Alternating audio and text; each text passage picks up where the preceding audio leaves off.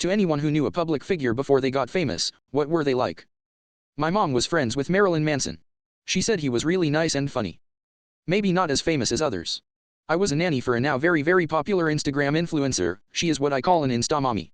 I was actually her nanny while she was blowing up. And now her whole family is on Instagram, YouTube, any social media.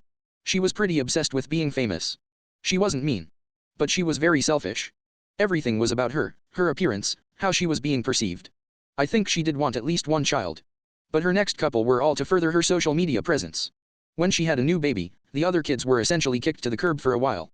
Occasionally she'd bring them back for a fake milestone. Oh, Melanie is finally potty trained. How I did it? Check below. 1. She didn't do anything I did. And 2. The kid isn't potty trained because you don't have the patience for it. I didn't know him as such, met him several times. Steve Irwin. This was while Bob Irwin still owned his reptile park, before Steve met Terry.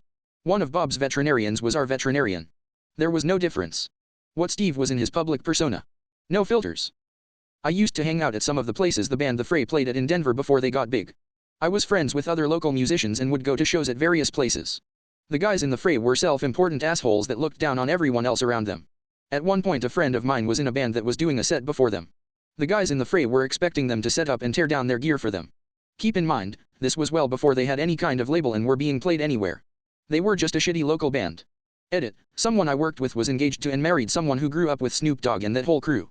She would get calls on her cell phone from Snoop asking where his boy was.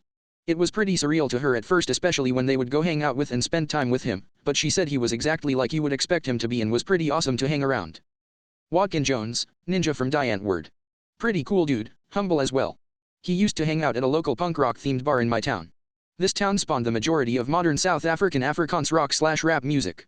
We got to watch Diantword shows for the equivalent of $2 USD back then. No idea what he is like now. Michael Chiklis. He was 1 year behind me in school.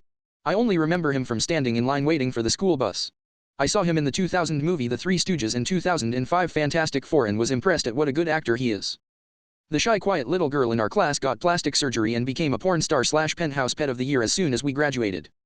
Mariah Carey went to my high school, although years before I did. Many teachers and parents of current students had taught and been peers with her. Apparently she was a piece of work who loved complaining. Also, she once in an interview stated she grew up in the ghetto, when in reality she grew up in white upper-class suburbia. Have you ever heard of Illenium? I have met him a handful of times before he got really famous and he was a lot more welcoming and humble, staying after his shows to meet some fans. He got huge and doesn't interact with the fans much anymore. Oh, I didn't, but my great-grandpa did. He met Marilyn Monroe. She actually had a crush on him and he was married to my great-grandma. There are pictures with her, it's kinda cool. I knew Ellen DeGeneres before she was famous and she was just like she is now, funny, kind, and generous. But she isn't as nice as she seems on TV. She's even worse in person. For example, she once gave me a big hug and then whispered in my ear, "You smell like a wet dog." It was both insulting and hilarious, and that's just the kind of person Ellen is. I knew Desos from Desos and Mero. The guy is exactly the same person on TV and off. Shawn Mendes. Easily one of the most polite people I have ever met. His agent was a douche though. My great-grandmother went to a Kenny Rogers concert and he gave her his hotel room number and his key, but she was a strict Christian so she just refused, grinning face with sweat. Not looking to out this guy because he has a big following on YouTube, so I'm just going to refer to him as Jay. Jay made rock covers of video game music. Was a generally nice, goofy guy, and was largely doing it just as a hobby. He had a Skyrim cover video blow up, I think this was around 2013, and that got him a bunch of views and subs overnight. Very quickly, Jay became way too cool to hang out with us. He'd never come to parties or birthdays, and the few times he did, H wouldn't shut up about himself. He very quickly started talking about moving to Cali to start networking with other YouTubers and eventually stopped giving updates. Around 2014/2015, we saw him at PAX East and tried to talk to him. Jay, who some members of our friend group had known since middle school, pretended not to know us. He walked away with a disgusted look on his face, leaving us there confused. My dad went to school with Darius Rucker. He's apparently very kind and down to earth. He's not crazy famous, but I grew up with Still Woozy. He was as chill as he seems. My uncle, mother's brother, submitted an art piece in the 1980s to be hung somewhere in Washington, D.C., and his piece was selected. My mom's side of the family got a tour of the place where the piece was submitted on a golf cart, and Joe Biden was apparently on the cart with them getting a ride somewhere. My mom said that Biden was really antsy, but still made an effort to talk. He was a little cooler before Windows. Nabella Noor. She's a well-known YouTuber. I went to high school with her and she was a huge bully mean girl. I see she's changed and she seems to be a lot nicer now. Went to school with some people of Brockhampton. Cool fellows. I knew Jesse James Decker, Kind of, she went to my high school for a while and my sister's social circle and hers kinda intermingled. Anyway, she was very bitchy and acted holier than thou and like she was already famous. Can't say it looks like much has changed.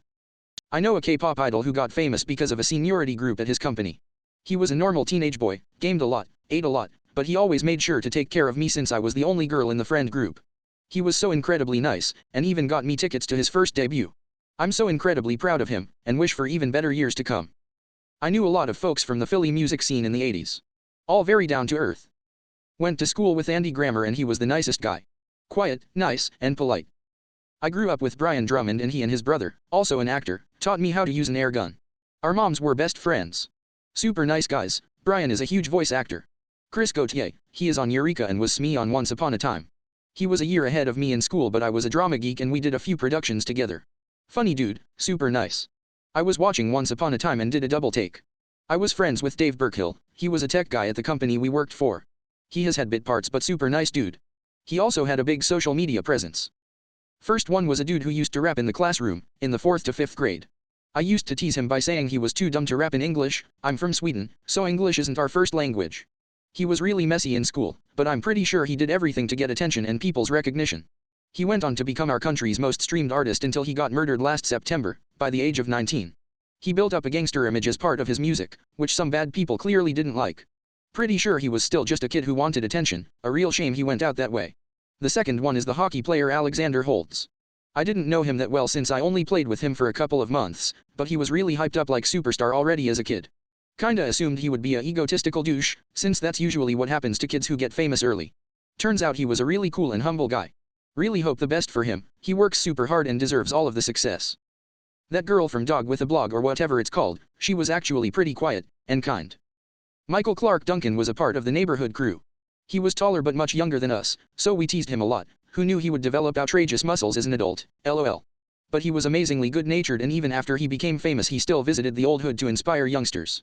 The world lost a good one when he passed.